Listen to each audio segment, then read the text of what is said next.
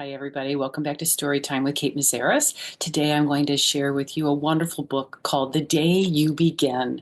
And this book was written by Jacqueline Woodson, and it was illustrated by Rafael Lopez. I hope you enjoy this one, especially if you can remember when you were new to school, maybe your first day of school or preschool. This is a wonderful story about a child who's beginning school and her experience.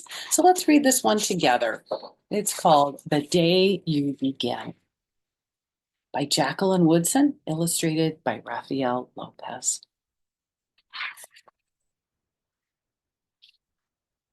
With a picture of our main character reading a book. We're going to find out more about her in just a moment.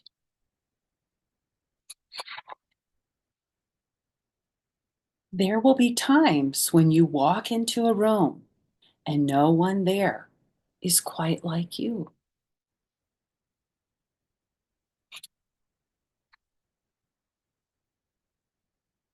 Maybe it will be your skin, your clothes, or the curl of your hair.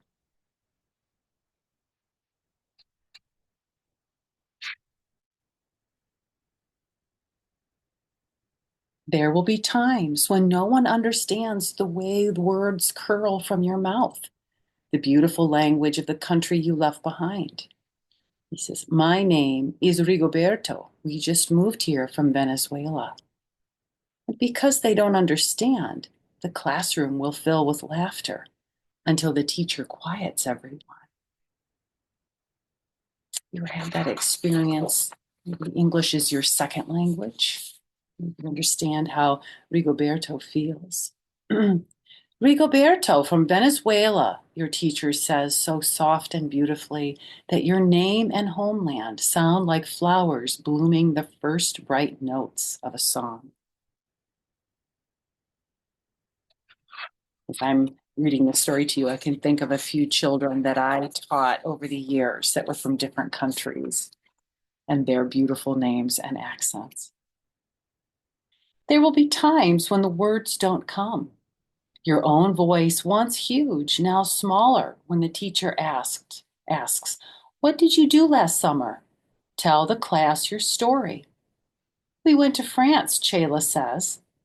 "These shells came from a beach in Maine." A boy named Jonathan holds out a jar filled with tiny shells so fragile they look like they'll turn to dust in your own untraveled hands. "My whole family went to India, Spain, South Carolina." Each souvenir a small triumph of a journey, their travels going on and on. Can you think of a place that you've traveled to recently? Last year I went to Sedona. It was beautiful.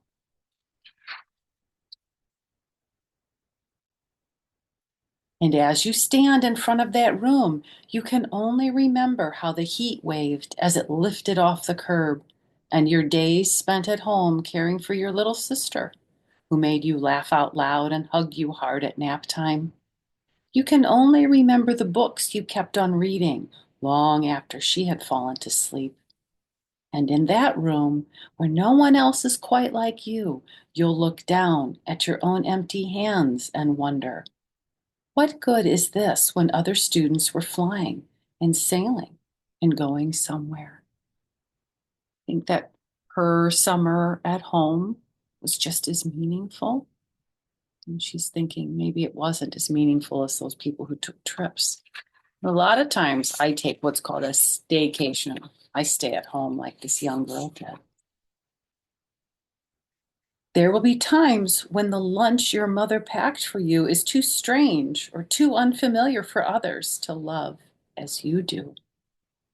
She eats food that was prepared a different way or from a different culture.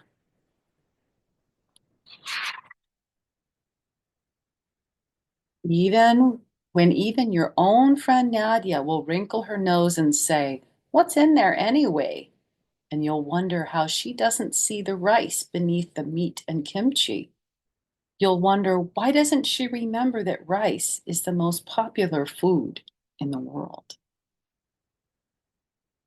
Usually, when I make food, It's from a different culture. I eat a lot of Indian and Asian food these days. And when I share it with others, they might have the same reaction at first until they taste it. There will be times when the climbing bars are too high, the run is too fast and far. The game isn't one you can ever really play. I don't want him on our team. You can watch. Maybe you can have a turn later. This poor kid thinking he's going to get picked last for a team, or maybe he's just not able to play. Looks kind of sad to me. There will be times when the world feels like a place that you're standing all the way outside of. The interesting picture. Have you ever felt like this little boy? You feel alone when you're watching other people, maybe feel a little different. I can understand that feeling. Even as a grown-up, I felt that way. And all that stands beside you is your own brave self, steady as steel and ready, even though you don't yet know what you're ready for. That's interesting. It's an interesting picture. Look, oh, look in the reflection. See how the boy in the reflection has the book open. But this boy here is just wondering what's next. But the boy in the water knows. There will be times when you walk into a room and no one there is quite like you until the day you begin to share your stories. My name is Angelina, and I spent my whole summer with my little sister. You tell the class, your voice stronger than it was a minute ago, reading books and telling stories. And even though we were right on our block, it was like we got to go everywhere.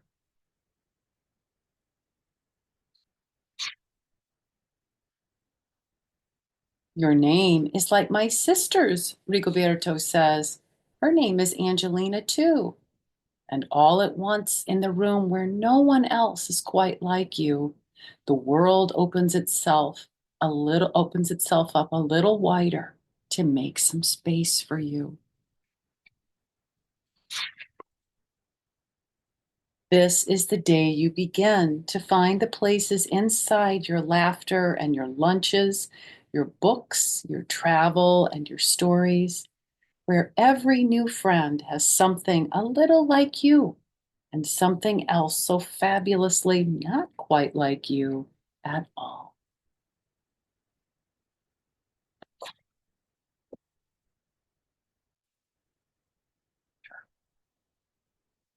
When I used to teach first grade, on the first day of school, I would have my students tell me something about themselves that other people may not know, like not even their family members.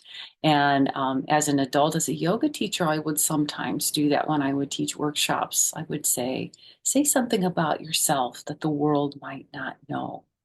Because I know what it feels like to go into a room and not be like other people. Even as a grown up, when I would walk into a room, sometimes I was the only person who wasn't married or the only person who didn't have children. Sometimes when I would walk into a room and people like 20 some years ago knew I was a yoga teacher, they would think that was weird because yoga wasn't popular like it is today. And so they would ask me questions about yoga. And it was just interesting. Sometimes I would feel left out, but most of the time when I would leave those situations, I would feel glad that I chose my own way and chose a way that worked for me. So it's always important to be who you are, to look into yourself and know that the parts of you that make you you are beautiful. And everyone has a right to be here and to be themselves.